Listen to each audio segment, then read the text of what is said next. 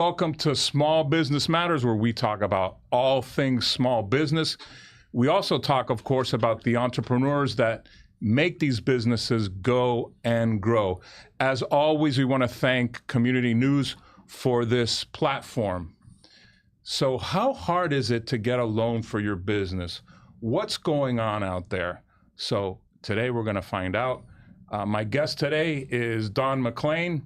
Don, thanks for being here, and we're going to learn a little bit about what's going on out there. Thank you, Carlos. I appreciate it so much. Thanks for the facility as well. Thank you for everything. Of course. Your company is Fast Commercial Capital. Yes, sir. All right, Fast Commercial Capital. And tell us a little bit, before we start talking about Fast Commercial Capital, let's talk about you a little bit. Somebody out there in the lobby kind of said to you, you're not from around here, are you? No. So tell us a little bit about yourself. Yeah, I appreciate that. From Austin, Texas, originally. Been here about a year.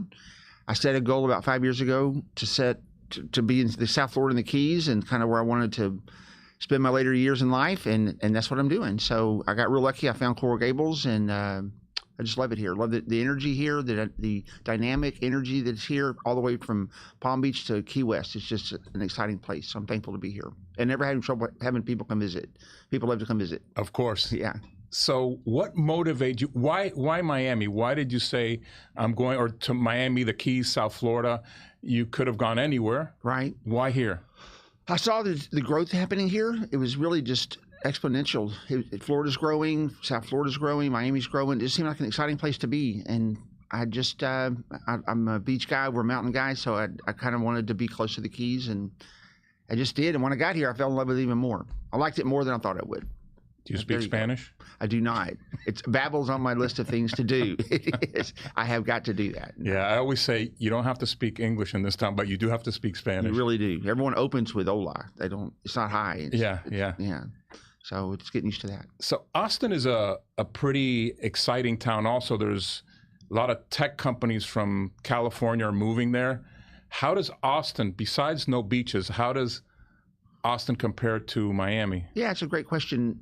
Each town has its own vibe. Mm-hmm. Austin certainly has a vibe. Each pocket of South Florida, Miami has a vibe. Coral Gables has a different vibe than South Beach, but Austin has a cool vibe, and this area collectively has a great vibe. Just has a cool vibe. Austin's a great town. Love it. I love it, but it was time to do something different. And it is a small town. Okay. At the end of the day, it is a small town. Right. It really is. It's a small city. A fun fact, Austin, Texas is the largest city in the country without a professional sports team. It still doesn't have a professional sports team. I don't know why I remember that, but I thought that was funny. That's very interesting. Yeah, I thought so too. They don't take away from the Texas Longhorn excitement. They're almost like a pro team, right? They are, yeah. But it's the cool. following they have. Yeah, Austin's great. Love it. I just like it here better for now. I like to say I haven't had a real job in a long time because I've been an entrepreneur for many years. How about yourself? Did you start working with a company, and what was that push that made you an entrepreneur? Another good question. So I started the finance business in 1992, and back then the subprime lending business was just beginning. People that had challenged credit could get a loan. So we were doing loans for people actually in foreclosure. So if there ever was, a credit risk borrower, someone in foreclosure. So that's how we kind of started it, and that was 32 years ago. And things just kind of grew from there. I had several lending companies. Always kind of tried to fill a niche, a void in the market that people weren't trying to fill, and I tried to do it in a big way, marketing, good products, et cetera. But I just always try to fill a niche, and even today, the private lending space is what we do. Fast Commercial Capital, it's private lending. We do non-bank type lending, which is really popular these days since banks aren't lending like they were. So, you know what they say, the riches are in the niches. So there are riches in niches. That's right. You said that the other day. Yeah. I remember that. It's very true. Yeah. Very true. What is it, how do you deal with people who may not be super credit worthy? Like you said, people in foreclosure. What are some things that you look for, and How does a financial institution protect themselves in that case? Yeah, it's a good question. So there's two loan products that we offer. We offer business lending for small and mid-sized business owners, not really any maybe real estate collateral involved.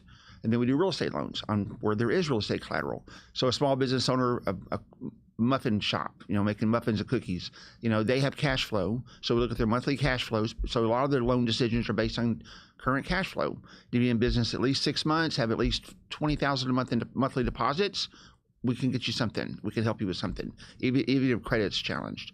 So it just depends on the need of the borrower, what they have to work with, and what we can do. And we try to custom, a solution there on every deal. And if they have real estate, we can help them with that as well.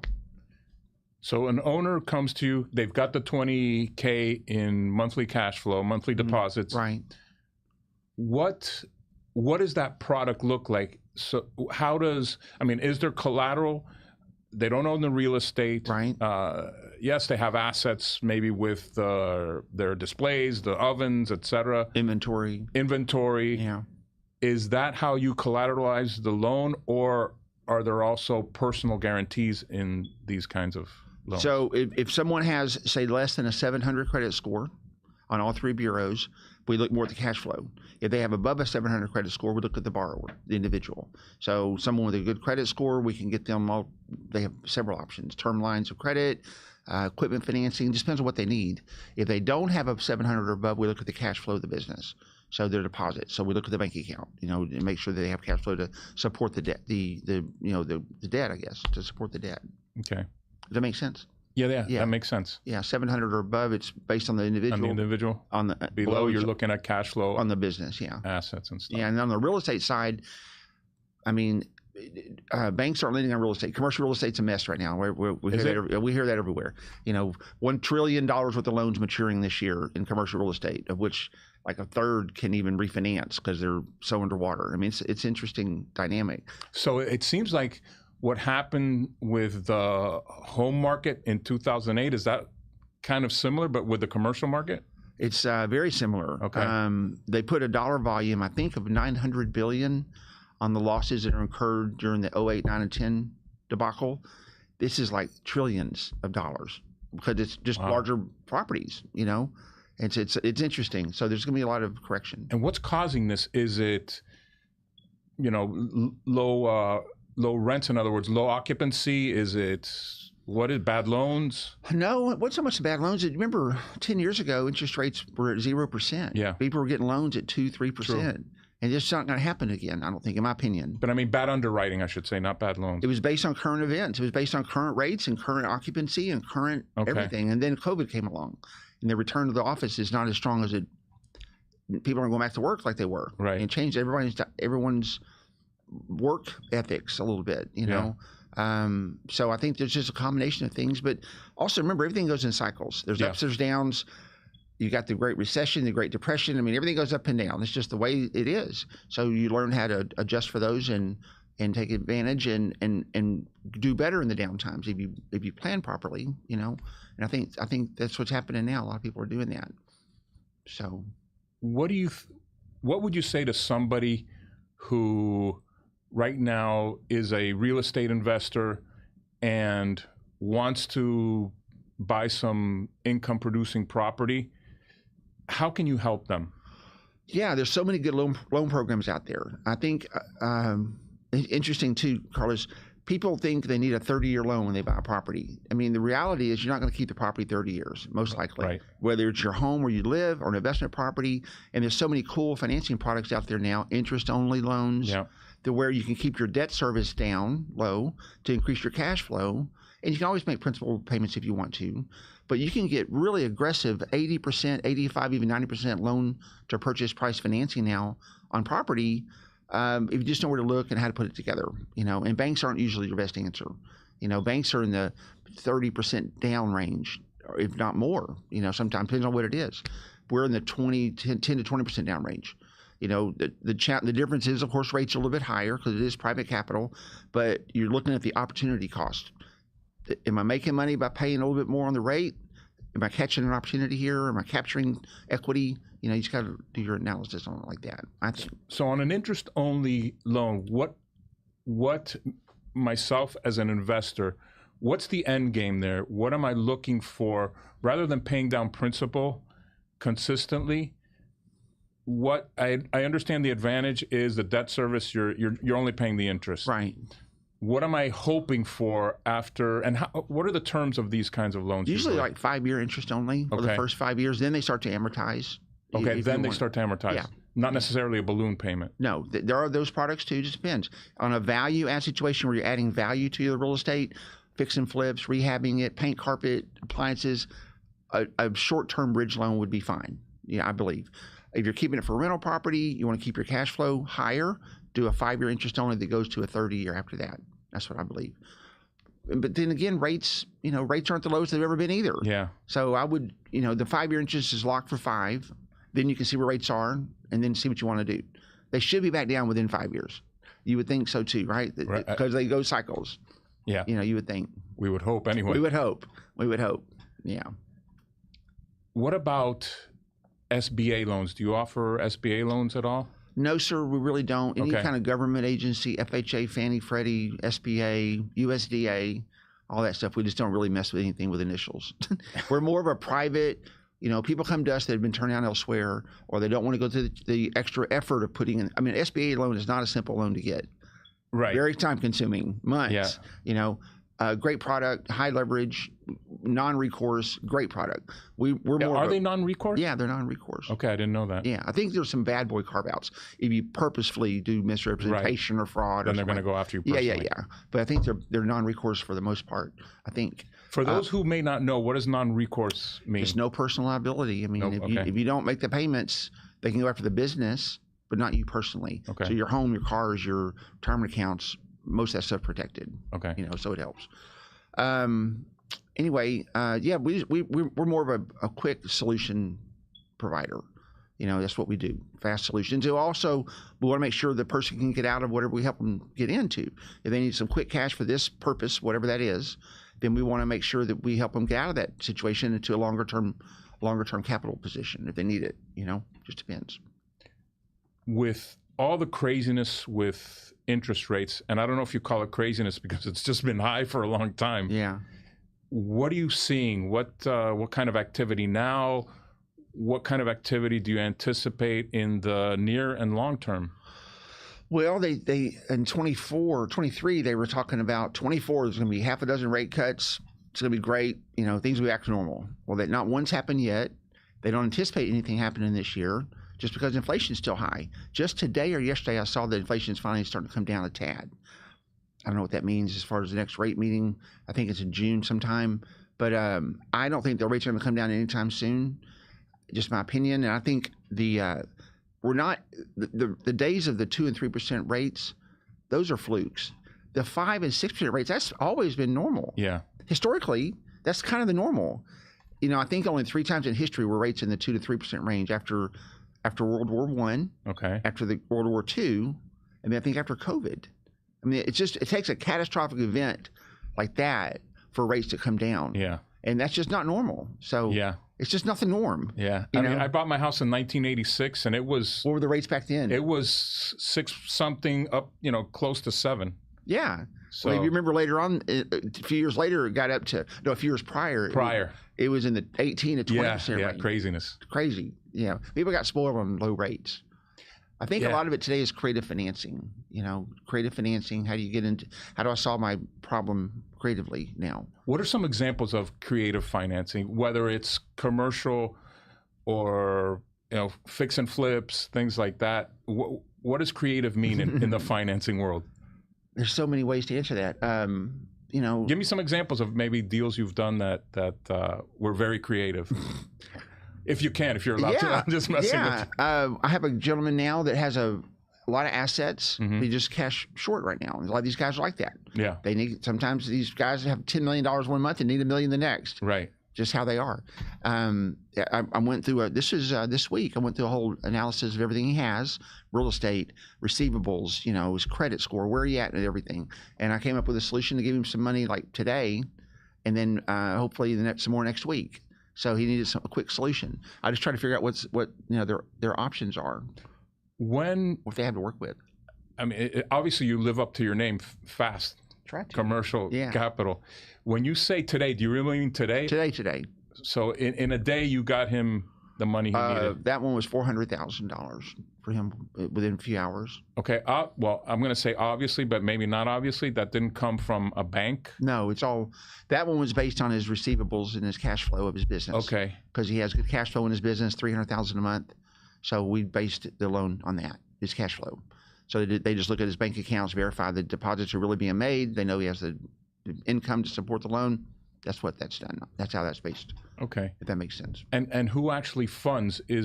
Are they private investors? Are they some kinds of institutions? A lot of private money. It's a lot of private money. We're set up as a correspondent lender with like half a dozen different lenders. Okay. We simply, with relationships I put together over years, we just have these relationships with the borrowers with.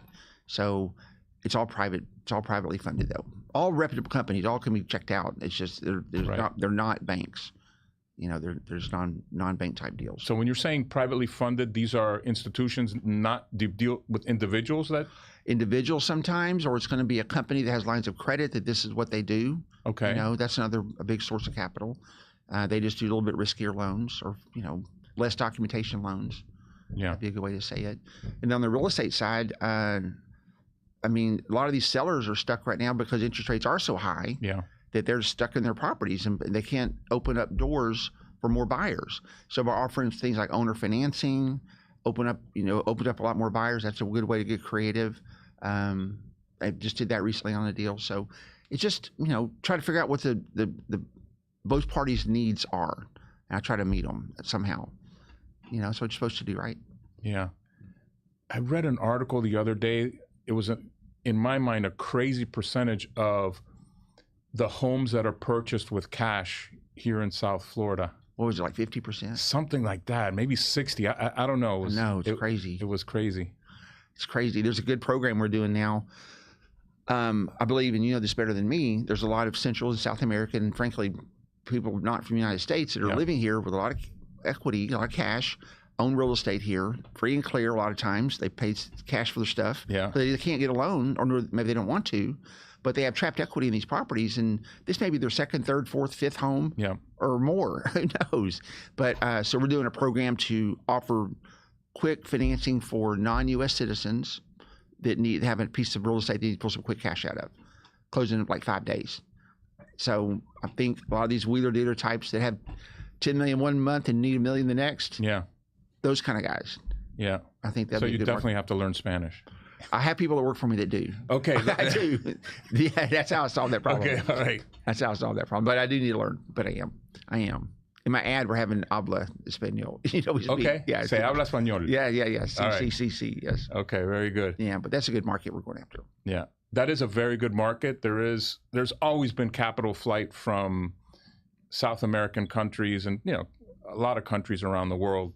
I don't know if that's picked up, slowed down, but I know that the number one market right now, foreign market for real estate, is Colombia. I've heard that. Yeah. Like recently. Yeah. It's happening right now. Do you work with realtors at all, or? Yeah, a lot we do. A lot of the stuff we do is non-owner occupied, so not the home where people live in. Got it. Like the second home, third home investment property. So realtors, most of them deal with owner-occupied people, Yep. So we are working with more now because of the financing programs we can offer. But yeah, I'd love to work with realtors. We're a solution for them. If they got a challenged borrower or someone that really can't go to the bank and get a loan, we can help them. Even if it was a primary residence? No primaries. No primaries. I don't do any primaries. Okay. Yeah, it has to be non-owner occupied. Or they have to own another home somewhere else. Okay. Or in commercial, it doesn't matter. Right. Just on residential. Yeah. Got it. So an owner-occupied, commercial owner-occupied doesn't matter. Residential owner-occupied does. So what kind of scrutiny does a foreign buyer, not even a buyer, I should say, owner of real estate, is it just based on the property? Totally based on the property. Okay. 65, 70% loan to value or less, no questions asked. That's pretty impressive. It is impressive. Loan amounts up to $20 million. That's no limit on cash out. Right. I think that's going to be a strong product down here. I do. No, I agree with you 100%. I'm running in Palm Beach Magazine, Yeah. Ocean Drive Magazine, and Miami Magazine. Okay. Same publisher. Modern Luxury. Yeah. Yeah, same publisher. Yeah. So those should start the next week. Upscale audience. I think so. You know those. I heard you're doing a TV commercial too. I did. Yeah, we shot them. You did it? We shot them a few weeks ago. They're in the editing version now. Okay. It's just start running here on Local 10 this month. Okay. I would say next week. All right. Week after next at the latest. What's you know, I like to use a term in marketing called the SMIT. The SMIT. Single most important thing. When you do advertising, you always want to communicate that. That's you know. I like that. Okay. So, what would you say your SMIT is? I put you on the spot. No, it's okay. Speed. Okay. You know, speed, and we say Fair. yes. We figure out a way to say yes. You know, no one wants to hear no. They want to hear no, but what's the plan? Very true. You know what? We can't do that, but here's what we can do. Yep. You know, so I always try to tell my children that, you know, don't go to your mom with just a problem. Go to mom with a problem and a solution. Yeah. You know, nobody wants to hear just the problem. You know, what's the plan? What's the solution? So I try to come up with a solution. Yeah. You know, speed and solution oriented. How many kids do you have? 3. 3 kids. Yeah, all grown. All grown? Yeah, they're older now. So that's why I could do what I did. That's why I moved down here. Yeah. Yeah. Did they come with you or no? No, but they have a good place to come visit now. Oh, they sure do. Yeah. Yeah, I got lucky on that. So, but yeah, I would say speed and certainty of execution, speed and creativity, trying to figure out a solution out for somebody. Those are the Say those again? I just made them up. I don't know if I can. Speed, yeah. creativity, and what was the third one I said? I don't know, but it was really good. It was. Don't worry, you're going to get the tape of this. All right. Speed, creativity, and certainty of execution. Okay. There you go. I like write that those. down. I need to write that down. Those are really, yeah. That's a good. Those need to go on your website. They need to be somewhere. Yeah. But yeah, I'm excited about everything. I think the next 2 years in the private lending space, all of 24 and 25, will be full of opportunity. Matter of fact, a lot of the capital partners I work with are talking about how busy they are right now because of the space that we're in, you know, the private space. And it's just because people need capital, you know. That was the whole purpose of the TV spots, you know, attention small business owners, as your bank turns you down, we can help you. Right. And I think that's going to hit. I think that's going to land with a lot of people. I think so, because the banks aren't lending. No. And the requirements are so strenuous. just well, they're scared nuts. too. Banks are scared right now. No, I know. They're scared too. A bank just went out of business here a couple weeks ago. Yes. Yeah, and there's going to be more, I think. Yeah. That's okay. That's the cycle, man. It's the cycle. It's part of the system. People that were waiting for rates to come down before they do anything. I told someone this week, and you got to just lean into it. This is where we are. Yeah. Deal with it. You know, take advantage of it. You know, how do you capitalize? Embrace it. How do you embrace it? You know, and not try to wait for it to go away. Don't you think? I agree. Yeah. You know, these are the cards we've been dealt. Yeah.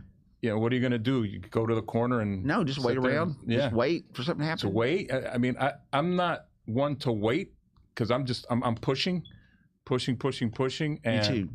And that's it. You know, that's all we can do. I mean, that's all I know how to do. So that's all I know to do. Yeah. I think that's all there is you can do. Yeah. You know, so, but where we are in the cycle right now is good. I think people have a little bit of assets, a little bit of good business, decent business, or some real estate, we can help them for sure. Even people have startups, you know, if people need startup capital. I was going to ask you about startups. Yeah. Well, it's just, that's all credit based though, because there is no business. There's no cash flow. There's nothing. It's all credit based. So you're like a 700 credit score. You can get anywhere between $100,000 to $300,000 unsecured line of credit. Unsecured, huh? Unsecured line. It's your credit. Your credit's the security. You know, they look at your credit scores. But yeah, you can use that money for whatever you want. And then once you have a business started up, then you pay off your line of credit with the business cash flow, and then you're off to the races. What are some success stories or case studies that you can talk to me about, situations that, you know, this business or this person couldn't get a loan at a bank and we were able to do this for them? Most of my stories are real estate related just because that's what my background is mostly. Like I had a gentleman in Austin here recently. He inherited a home from his dad. He had good credit, but he had little reserves, no cash reserves. House needed a ton of work, you know. So we actually closed a loan for him today. I'll put all this together for him. And he's very appreciative, very thankful. We got him a loan. We're doing 100% of the renovation on the property. He had to come out of He had to come out of the pocket with a little bit of money because of the value, but Right. he was very happy. Gave me a great review and super happy. So, and then we got one of the guys that works with me, Constantino, you've met. Yep. He's got a client over in Brickell that owns some condos, and he needs to pull some quick cash out on them, which we're doing. So Constantino's doing that. I mean, there's so many different scenarios that you can come across. And so I just try to listen, and I teach my team, listen, what do we have to work with here, and what do they need? And then we figure out a solution from there. That's really what I try to do on every situation. You talked about the magazine ads you're doing. You talked about doing a TV spot. How else do you get your name out there and get in front of people? On both sides, because you have kind of two markets you have to go after, your customers and I guess lenders too. Mm-hmm. How do you get in front of each of those or get your name out there? Yeah, I've been doing this a long time. Okay. So easy to look up. On the lender side, we don't have a lot of capital partners, just a handful. Okay. I don't want a bunch because you can't really take care of them.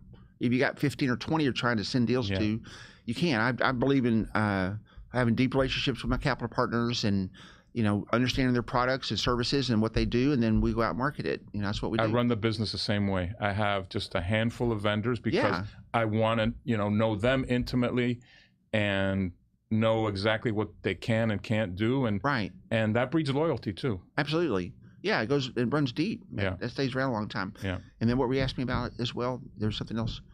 I was talking about on both sides. One on the lender side, on the lender side, and then on the borrower. Customers. Yeah. How do you get in front of borrowers? How do you get your name out there? I've been doing a lot of this on my own, building the brand up and all that stuff. And I'm talking to people like you now, the TV ads, radio ads. I'm trying to do more. My goal is to have Fast Commercial Capital being a national brand. That we're an alternative lender nationally. So running TV spots nationally. I've already got a plan and a course of action to do that. Just, steps getting there. That's a great thing to say and to reiterate to every small business person, because I know that very few small businesses have a business plan. It's kind of seat of the pants kind of thing. Every day. Some of them are still very successful. I'm not knocking that, but if you have a plan, it's so much easier. So national footprint, where do you have offices right now? So I'm from Austin, as you know. So we have a satellite office in Austin. Is that where it all started? Yep. Okay. Yep. August of 17. And then I have Miami and then a satellite office in San Diego. So we have a national footprint. Each office has its own address and phone number, people in each location. We can service anybody nationwide. So, but it's national footprint. Great. Yeah, it's cool. How often do you go to San Diego? I love San Diego. Do you? I do. Not you often. Don't like it that much?